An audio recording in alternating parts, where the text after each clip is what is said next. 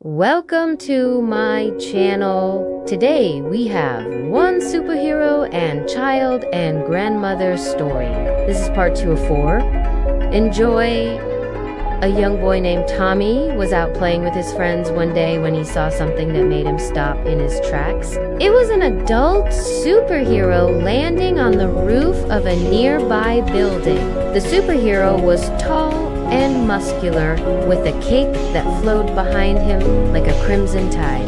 He had a mask that covered the upper half of his face, but Tommy could see the determined set of his jaw and the steely glint in his eyes. Tommy had seen this superhero before, of course.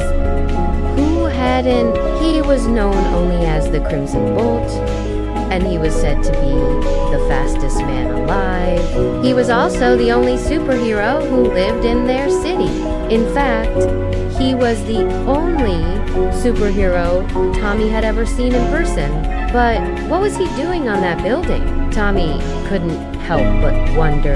The Crimson Bolt stayed on the rooftop for what felt like hours, although it was probably only a few minutes. Then he took off again, disappearing into the sky as quickly as he had appeared. Tommy stood there watching the spot where the superhero had vanished, his mind racing. What if he could be a superhero too? He thought to himself, what if he could have superpowers like the Crimson Bolt? He knew it was impossible, but a small part of him couldn't help but hope. Just then, Tommy's grandmother came out of the house. She had a kind face with wrinkles around her eyes that crinkled when she smiled.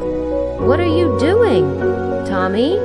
she asked. "You're just standing here staring into space." "Oh, nothing," Tommy said quickly. He didn't want his grandmother to know he had been watching the superhero. He didn't want her to think he was silly. But Nana, as Tommy called her, wasn't fooled. "You were watching the Crimson Bolt, weren't you?" she asked with a smile. Tommy blushed and nodded. Nana sat down on the step beside him. "He's a good superhero, isn't he?" she said. "The fastest man alive." Tommy nodded again. "I wish I could be like him," he whispered. Nana put a hand on his shoulder. "We all have our own superpowers, Tommy," she said. "We just have to find them." Tommy looked at her, confused. "But how?" he asked. "How do I find my superpower?"